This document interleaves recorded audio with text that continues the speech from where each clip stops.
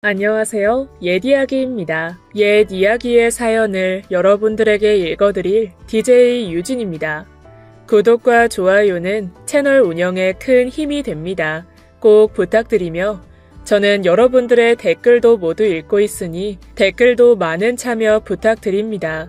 그럼 오늘의 사연 바로 시작할게요. 안녕하세요. 저는 30 중반으로 6살짜리 아이를 키우면서 평범한 삶을 살고 있는 여자입니다. 그리고 시아버지와의 길고 긴 싸움에서 승리한 며느리 전사이기도 하죠. 웃기시죠? 며느리 전사라뇨. 제가 서두에서부터 이 말을 하는 건 차차 제 사연을 들어보시면 공감이 되실 겁니다. 긴 말 하지 않고 바로 이야기를 들려드리겠습니다. 저희 시아버지는 69살로 이제 곧 70이 되시는 분이십니다. 그리고 저희 시어머니는 58살로 아직은 젊은 중년이시지요. 두 분의 결혼에는 약간의 사연이 있습니다. 둘 다 첫 결혼이 아니라 재혼이라는 점이었죠. 남편을 사고로 여윈 시어머니에게는 아들인 저희 남편이 있었고 시아버지는 전 부인과 안 좋게 이혼한 것으로 알고 있습니다. 왜냐면 시아버지가 예전부터 의처증과 폭력 성향이 심했기 때문이죠. 그리고 결혼하고 나중에서야 안 사실이지만 시아버지에게도 딸이 둘이나 있다고 하더군요. 물론 시아버지와는 절연해서 연락조차 하지 않는다고 합니다. 저도 결혼한 지 6년이 넘었는데 그동안 얼굴을 한 번도 보질 못했으니 말 다했죠. 첫째 딸은 미국에, 둘째 딸은 제주도에 있다고 하는데 그것도 믿을 만한 정보는 아닌 것 같았습니다. 그걸 누구한테 물어보려고 해도 자세히 물어볼 수도 없었죠. 저희 남편은 그런 얘기를 꺼내는 것조차도 싫어하니까요. 저희 남편은 시아버지를 늘 못마땅해합니다. 다 이유가 있었습니다. 재혼을 했으면 그 부인한테는 달라진 모습으로 잘해줘야 하는 거 아닌가요? 그런데 지금의 시어머니와 재혼을 한 뒤에도 시아버지는 크게 변한 것 같지 않더군요. 개벌은 남 못 준다더니 저희 시어머니에게 가끔 손찌검을 하셨으니까요. 그러니 남편은 그걸 참지 못했죠. 세상에 그 어떤 아들이 엄마가 가정폭력에 시달리는 걸 반기겠습니까? 남편은 자세히는 말은 안 하지만 그동안 시아버지하고 이혼하라고 어머니를 여러 번 설득했던 모양이더군요. 근데 저희 시어머니는 끝내 이혼은 하지 않으셨어요. 남편은 그 이유를 자기 때문이라고 생각했습니다. 시아버지는 재력가셨으니까요. 젊은 시절에 공사용 장갑을 만드는 공장을 운영해서 떼돈을 버셨다고 했습니다. 그리고 더 깊은 속내에는 재산 상속까지도 염두에 두는 것 같았습니다. 법적으로는 두 분이 혼인 관계이시기 때문에 만약 남편이 죽으면 그 많은 돈이 전부 아들에게 갈 거라고 생각하셨던 거예요. 근데 저의 그 추측이 틀렸다는 걸 알고 있죠. 전 부인과의 사이에서도 자식이 있기 때문에 그렇습니다. 어느 날 갑자기 시아버지의 장례식장에 얼굴도 모르는 두 분의 따님이 찾아와서는 재산을 달라고 한다면 법적으로는 3명이 똑같이 나눠야 한다는 걸 어머니는 잘 모르시는 것 같았어요. 게다가 과연 우리 시아버지가 만났다 하면 싸우고 부딪히는 의붓자식인 우리 남편한테 그 많은 재산을 주실까요? 제가 보기에는 시아버지와 남편이 사이가 안 좋아서 절대로 재산을 몽땅 남겨줄 것 같지는 않았습니다. 그러니 그건 오로지 시어머니의 기대일 뿐이었죠. 어찌됐든 안타깝게도 시어머니는 그런 희망 때문에 이혼을 안 하고 참고 살고 있는 것이었습니다. 그런 시어머니를 보면 참 답답하게 느껴지기도 하다가 어떨 때는 너무 존경스럽기도 했죠. 요즘 세상에 누가 자식을 위해서 참고 살겠습니까? 그것도 맞으면서요. 저라면 당장 집을 뛰쳐나갔을 텐데 말입니다. 그렇게 시어머니한테 막대하시는 시아버지께서 달라지기 시작했다고 느꼈던 적이 있었습니다. 그건 손주를 얻었을 때였어요. 눈이 빨갛게 충혈될 정도로 우시더라고요. 자기 애들이 생각이 나서 그런 건지 만감이 교차하는 듯 보였습니다. 그래서 우리 아들한테는 지금도 끔찍이 잘해주십니다. 물론 우리 아들도 워낙 귀여운 짓을 많이 하죠. 할아버지가 예뻐하다 보니 어떨 때는 아빠보다도 할아버지를 좋아할 때가 있을 정도니까요. 그런 모습을 보면 왜 진작에 본인의 아이들한테는 저런 좋은 모습을 보여주지 못하셨을까 안타까워지더군요. 손자한테 하는 만큼만 시어머니나 남편한테 해주면 얼마나 좋을까 하고 말이죠. 왜 이렇게 사람마다 대하는 태도가 극과 극인지 이해가 안 갔습니다. 그래도 우리 아들 덕분에 집안에는 평화가 찾아온 것 같았어요. 그렇게 한동안은 시어머니와 다투는 일도 줄었습니다. 내일 모레면 70이라는 말을 자주 하시기도 하셨고 재산 분할 얘기도 가끔 먼저 꺼내놓으셨습니다. 그래서 이제 시아버지가 좀 달라지는가 싶었죠. 근데 얼마 안 가 저희의 추측은 보기 좋게 벗어나고 있었습니다. 알고 봤더니 요즘 이상한 데 관심을 쏟고 계시더군요. 그건 바로 며느리인 저였습니다. 어느 날인가 아들을 시어머니한테 맡겼더니 저한테 한 소리를 하시더라고요. 엄마가 나가서 돈을 벌면 얼마나 본다고 애를 이 집 저 집 맡기고 다니냐. 누가 너 보고 돈을 벌래? 내가 그 월급만큼 용돈 줄 테니까 그런 일 그만하고 살림이나 해라. 우리 지훈이 하나만 잘 키워도 모자랄 판에 남자들이랑 히히낙낙거리면서 일을 해. 나는 절대 그런 걸 못 보니까 내 말 들어. 알았냐? 아버님, 갑자기 왜 그러세요? 제가 언제 남자들하고 희희낙낙거렸다고 그러세요. 그건 오해세요. 그냥 고객들이고 빌라 보러 온 사람들이라고요. 그리고 저 돈 때문에 이 일하는 건 아니에요. 요즘 재테크에 관심이 많아져서 이 일 배우려고 제가 일부러 뛰어든 거라고요. 아버님도 저를 너무 색안경 끼고 보시지만 말아주세요. 네? 제가 그렇게 간곡하게 말씀을 드렸는데도 시아버지는 저를 좋게 보지 않으셨습니다. 제가 애아빠를 놔두고 바람필 여자처럼 보였나? 저는 오해할 만한 행동은 절대 안 한다고 생각했는데 말이죠. 아무리 좋게 얘기해도 시아버지의 의심은 줄어들지 않는 것 같았습니다. 왜냐면 저와 같이 일하는 직원분들의 충격적인 제보가 있었기 때문이었죠. 저는 분양 대행 업체에서 일을 하고 있습니다.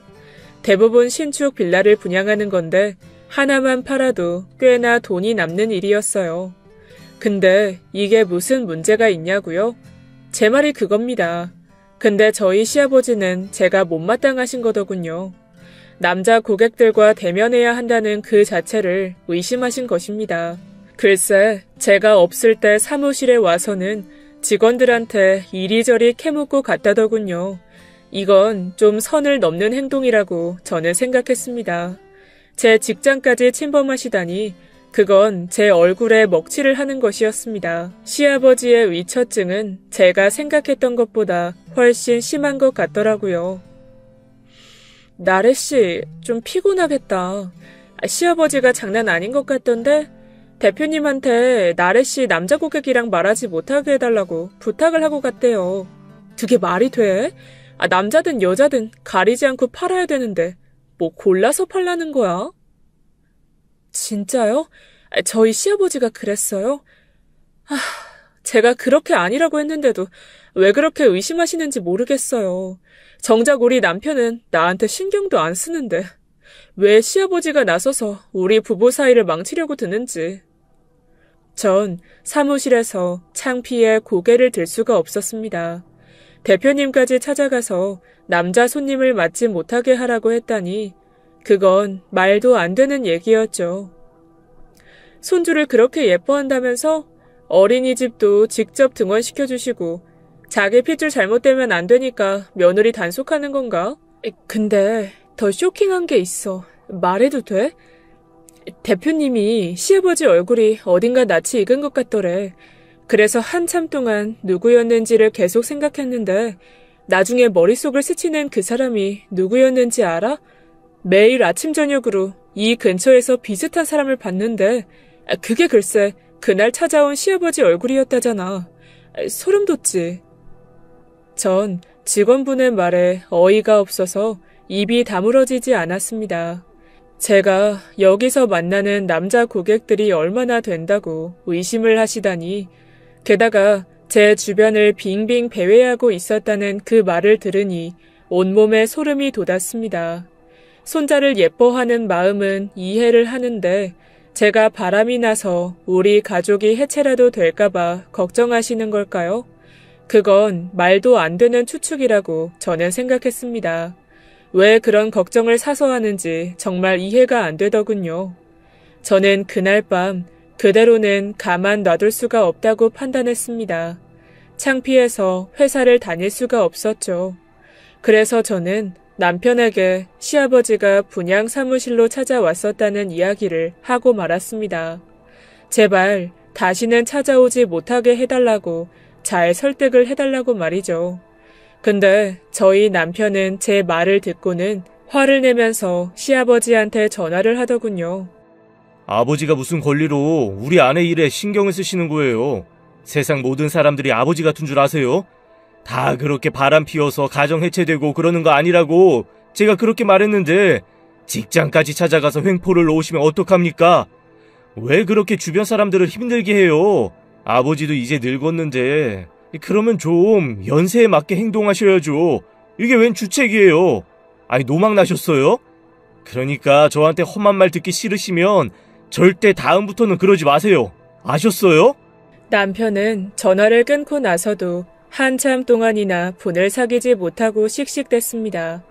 저는 행여나 두 사람 사이가 완전히 멀어지기라도 할까봐 조마조마하게 그 모습을 지켜봐야 했죠.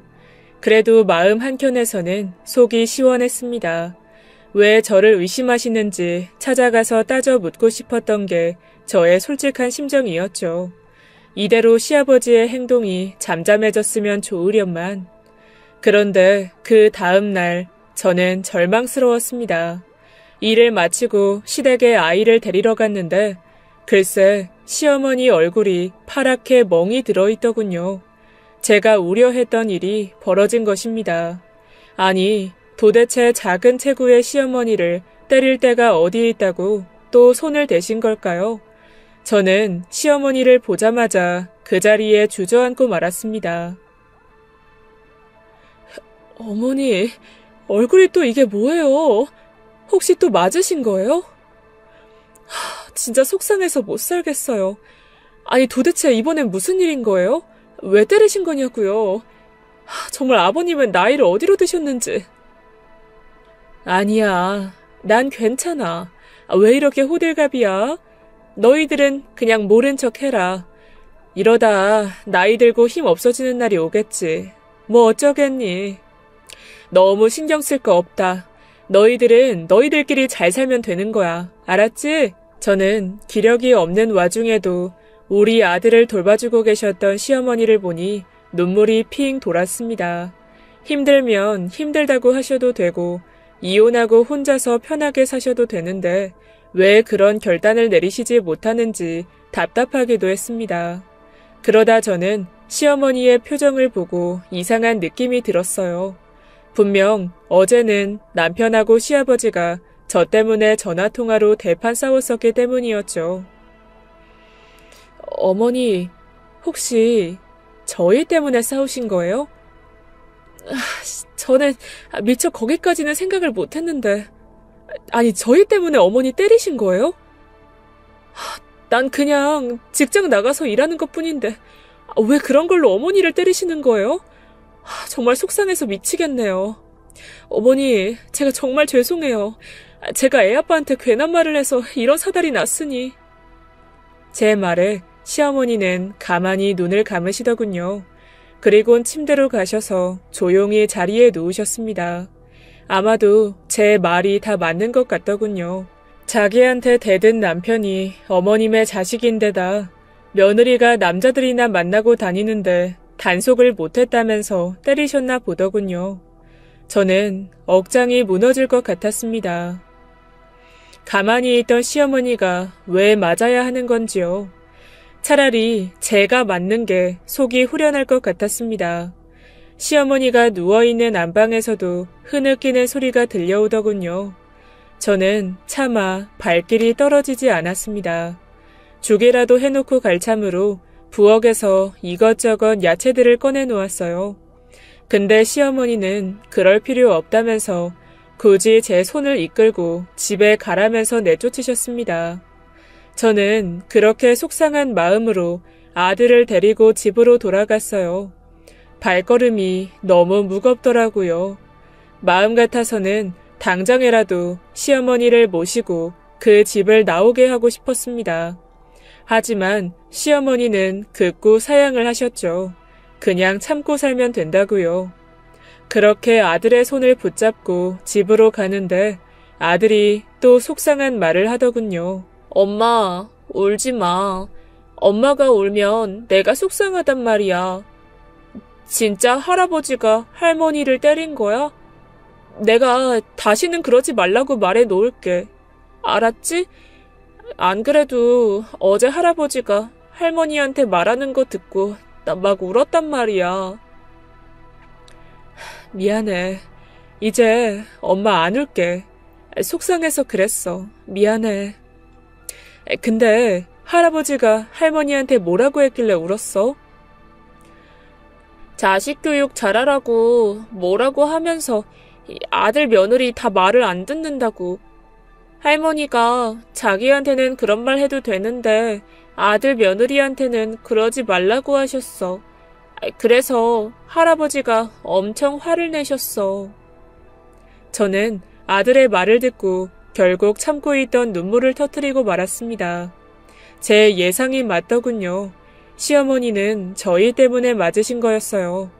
이제는 하다 못해서 며느리 교육을 못 시켰다고 맞으시다니 시어머니가 너무 가엽게 느껴지더군요.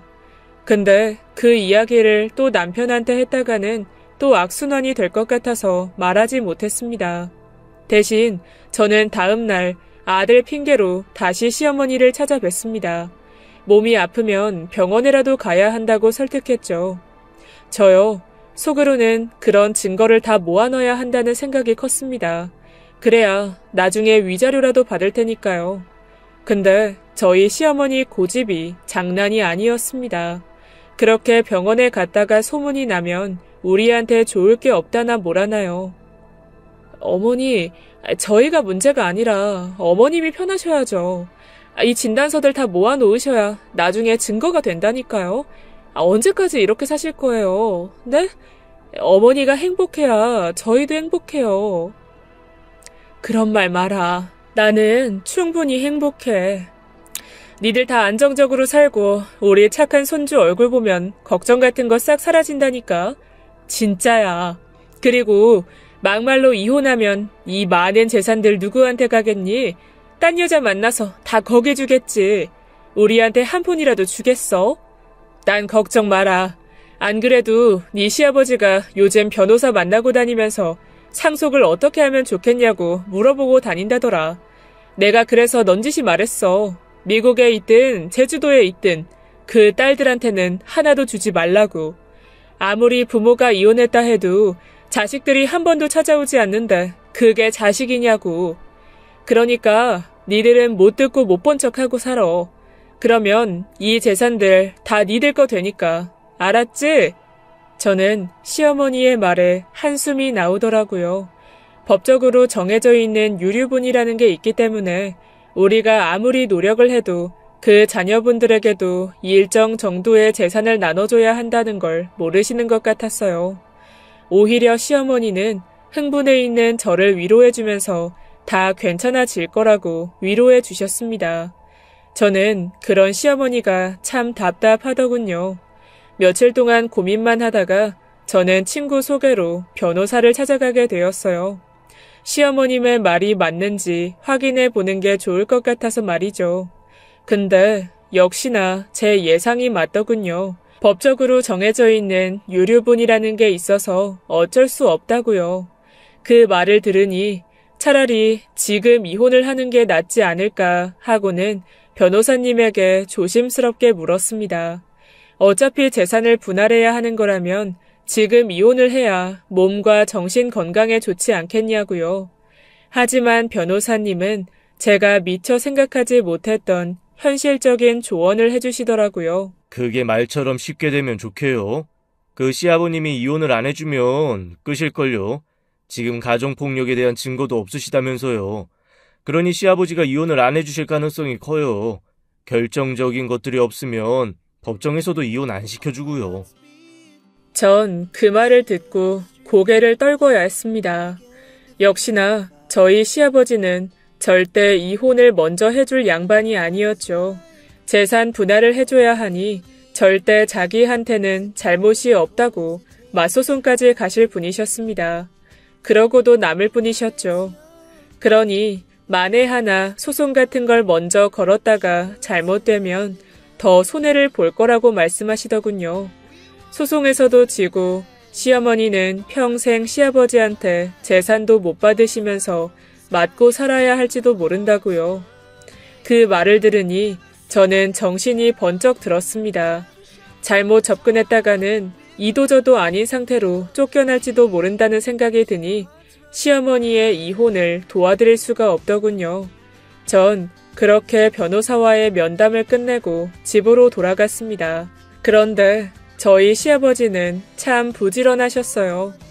여전히 제가 다니는 분양 사무실 근처를 배회하시더라고요. 그러면서 제가 만약 남자 고객과 대화를 나누기라도 하면 저한테 전화를 해서 잔소리를 하셨고, 그런 날이면 시어머니를 때리기도 하셨습니다. 정말 끔찍한 나날이었죠.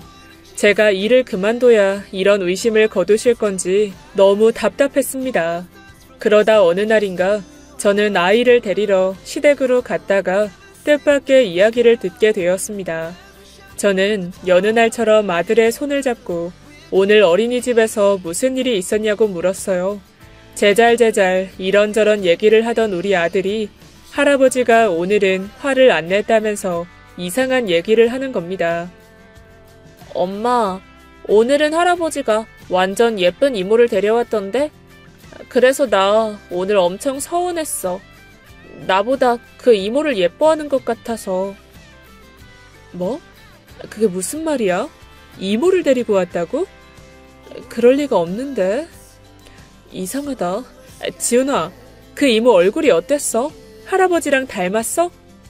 전 그 순간 걸음을 멈추고 아들의 얼굴을 쳐다봤습니다.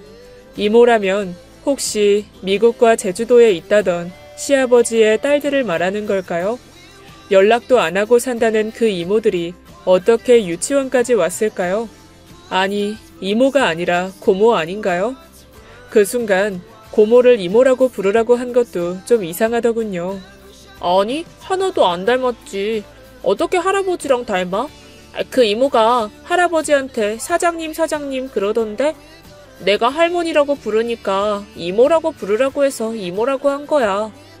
근데 할아버지가 그 이모한테 하는 만큼만 할머니한테 잘해주면 좋을 텐데. 그래서 기분이 좀 나빴었어. 저는 아들의 얘기를 듣고 그제야 감이 오더라고요. 이모라고 부르라고 해서 이모라고 불렀다는 그 말도 그렇고 엄청 잘해줬다는 말도 그렇고 어딘지 모르게 시아버지가 의심스럽더군요. 그렇게 위처증이 심한 양반이 설마 젊은 여자랑 바람이나 피우고 있는 건 아닌가 하고 말이죠. 손자 하원할 때 같이 데리고 간 거면 뭔가 틀림없이 심각한 사이라는 생각도 들었습니다. 얼마 안 가 저는 시아버지가 그토록 원하는 상태가 되었어요. 분양사무소 업무가 끝나게 되면서 집에서 쉬게 된 거죠. 다른 빌라에 분양건이 생기면 다시 일을 하게 돼서 그때까지는 여유가 생겼는데 저는 그동안 미뤄두었던 은밀한 작업을 시작할 결심을 하게 되었죠. 그건 바로 시어머니 이혼시키기 프로젝트였습니다. 행여나 이 라디오를 들으시는 분들은 저보고 당돌하다고 하실지도 모르겠습니다. 하지만 저는 시아버지한테 여자까지 생겼다는 의심이 들었기에 더 이상 시어머니가 맞고 살게 놔둘 수는 없다고 판단했고 이런 기회를 놓치고 싶지 않았습니다. 그건 제가 시어머니를 위해서 꼭 해야 하는 일이라고 생각했어요. 저는 일단 남편을 설득시켰습니다. 이혼? 아유, 말도 마. 여보도 알잖아. 내가 그동안 엄마 이혼시키려고 노력한 거. 근데 여러 번 설득했는데 우리 엄마 고집이 장난이 아니야. 재산 때문에 그동안 참고 산 세월이 얼만데 이제 와서 이혼하시려고 하실까? 게다가 아버지가 이혼 도장 찍어줄 것 같아? 결국 재산도 안 남겨주고 내쫓으실걸? 그러고도 남을 양반이니까. 여보, 그러니까 우리 정신 바짝 차리고 준비해야 돼. 생각해봐봐. 재산 때문에 오히려 지금 이혼하는 게 남는 거라니까? 그리고 내가 그동안 당신한테 말을 안 한 게 있는데 글쎄, 아버님한테 여자가 있는 것 같아. 우리 지훈이 어린이집에도 데리러 오셨었대. 깜짝 놀랐지. 그니까 그걸 가지고 시아버지 합의 이혼시키거나 안 되면 법적으로 갈 수밖에 없지. 그동안 가정폭력도 심했잖아. 어머님 이렇게 계속 맞고 살게 할 거야? 제 말에 남편은 얼굴이 빨갛게 상기될 정도로 화를 냈습니다. 시아버지한테 여자가 생겼다는 그 부분 때문이었죠. 이건 시어머니에게 씻을 수 없는 상처를 주시는 거였고 나중에 혹시 그 여자한테 시아버지의 전 재산이 넘어갈지도 모른다는 얘기였습니다. 그래서 그런지 남편은 저보고 앞으로의 계획을 말해보라고 말하더군요. 어떻게 하면 어머님을 이혼시키고 재산까지 가져올 수 있는지 말이에요. 여보, 잘 들어봐. 내 계획은 일단 시아버지의 그 여자에 대한 정보를 얻어내는 거고 그게 확실해지면 어머니 그동안 폭력 당하셨던 증거를 모으는 거야. 주변 사람들한테 증인도 서달라고 할 거고 그리고 그 여자 가족도 찾아가서 협박할 거야. 시아버지 주변 사람들한테도 찾아가서 시아버지에 대한 악행을 다 소문낼 거고 그래서 재산의 절반을 3분의 1을 요구할 거고 저와 남편은 앞으로의 계획을 세우면서 결의를 다졌습니다. 그리고 바로 다음 날부터 계획을 실천했죠. 일단 지역에서 제일 유명하다는 흥신소를 찾아갔어요. 듣던 대로 비용이 좀 비싸더군요. 그래도 맡겼습니다. 근데 흥신소 직원들이 시아버지의 연세를 들으시더니 웃으시더군요. 이른이 되셨는데 기력이 좋으신가 보다 하시면서요. 민망한 일이었죠. 그래도 저는 기분이 나쁘긴커녕 잘 부탁드린다고 말한 뒤 그 흥신소를 나왔습니다. 막상 일은 저질렀는데 한동안은 정말 밤마다 기도를 하게 되더군요. 제발 시아버지한테 여자가 없었으면 하고 말이죠. 불륜은 배우자에게 엄청난 상처를 주는 것이니까요. 근데 놀랍게도 며칠도 되지 않아서 그 흥신소 직원에게 연락이 왔습니다. 그리고 충격적인 소식을 전해주더군요. 사모님, 흥신소예요. 제가 너무 빨리 연락드렸나요? 글쎄, 워낙 대놓고 바람을 피우고 계셔서 저희가 아주 돈을 거저 벌게 생겼어요. 근데 시아버님이 여자가 한둘이 아니었어요. 그래서 좀 헷갈리긴 했는데 여사님께서 꽤 골치 아프실 만한 분들도 있으니까 확인해 보시겠어요? 저는 흥신소 직원의 비아냥을 들으면서 전화를 끊었습니다. 단 일주일 만에 이런저런 증거를 다 확보했다니 게다가 여자가 한둘이 아니라뇨. 저는 벌벌 떨리는 손으로 은행으로 가서 흥신소에 줄 돈을 뽑았습니다. 현금이 좋다고 해서 현금으로 들고 가서 사진을 받아올 참이었죠. 그러는 와중에도 심장이 벌렁거리더라고요. 그래서 남편도 불러서 같이 흥신소로 찾아갔습니다. 저희가 도착하자 흥신소 직원은 마치 기다렸다는 듯이 저희에게 서류 봉투를 내밀더군요. 원본까지 넣어뒀다면서요. 저희도 아무 말 없이 돈을 건네고는 사진을 받았습니다. 그리고는 그 자리에서는 바로 확인하지 않고 집으로 돌아갔죠. 쪽팔려서 거기서 확인할 수가 있어야죠. 그런 저희를 보면서 흥신소 직원이 마중을 해주더군요.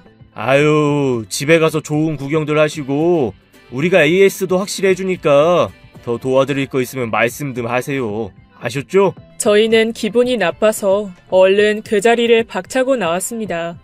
시아버지가 바람을 피웠다고 해서 우리까지 그런 싸구려로 보는 듯한 눈빛이었죠.